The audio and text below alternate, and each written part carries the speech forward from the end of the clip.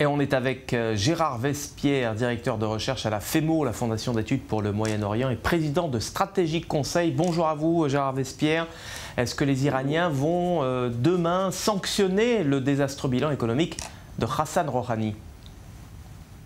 Très certainement. Je pense que les appels au boycott ont été vraiment nombreux, de la part de la résistance iranienne, bien évidemment, mais aussi de la part d'anciens et très connus représentants officiels du régime, n'est-ce pas? Le président, ancien président Ahmadinejad a appelé au boycott, la fille de l'ancien président Rafsanjani aussi.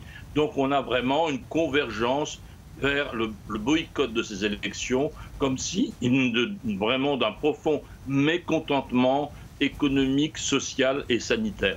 De quelle manière, Gérard Vespierre, le résultat de ce scrutin va pouvoir influencer les négociations en cours avec les États-Unis sur un possible retour à l'accord nucléaire?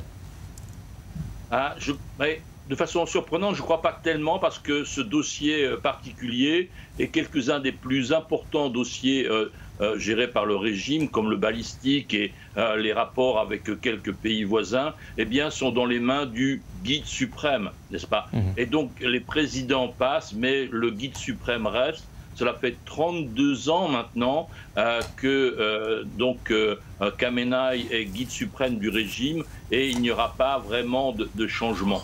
Les changements qui ont été obtenus de la part de la position iranienne ont été parce que finalement il y a eu des pressions extérieures très importantes, et sur lesquelles Israël a été un acteur aussi très important.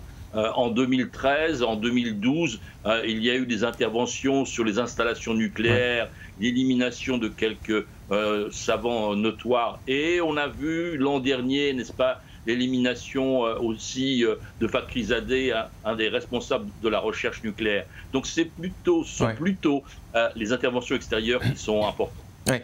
Gérard Vespierre, si les Israéliens ou les monarchistes sunnites avaient le droit de vote en Iran, pour quel candidat voterait-il selon vous? Candidat réformateur ou plutôt Ebrahim Raïssi, ultra-conservateur, justement, peut-être pour pouvoir durcir la ligne face à l'Iran?